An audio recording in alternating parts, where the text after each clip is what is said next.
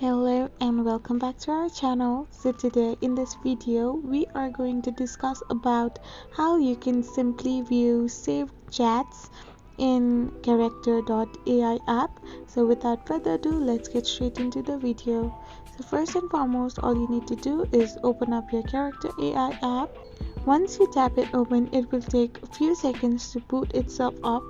So after a few seconds you will be redirected to its chats. So now among all the chats you need to select one random chat with a character. Here I have choose Lily.